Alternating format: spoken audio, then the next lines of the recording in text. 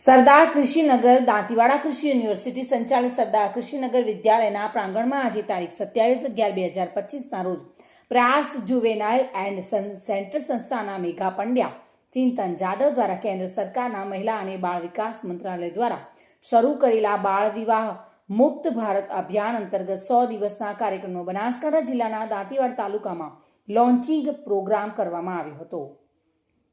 કાર્યક્રમમાં child welfare committee chairman Jayeshbhai Dave, જિલ્લા બાળ સુરક્ષા અધિકારી આશીષભાઈ જોશી, ડીએલએસએ એટલે કે ડાલસા કચેરીમાંથી ચાવડા એડવોકેટ યોગેશભાઈ, જિલ્લા મહિલા બાળ અધિકારી કચેરીમાંથી ચાઇલ્ડ લાઇન કોઓર્ડિનેટર તેમજ 181 હેલ્પલાઇનમાંથી કાઉન્સિલર આ સર્વે મહાનુભાવોએ કાર્યક્રમમાં સૂચક હાજરી આપી અને શાળાના વિદ્યાર્થીઓએ બાળ લગ્નને કારણે ઊભા થતા સામાજિક અને જીવનલક્ષી પ્રશ્નો વિશે વિદ્યાર્થીઓ સાથે સંવાદ કર્યો અને વિદ્યાર્થીઓને આવા દૂષણોના શિકાર ન બનવા માટે તેમજ આ બાબતે જાગૃત રહેવા માટે સુંદર માર્ગદર્શન કર્યું હતું।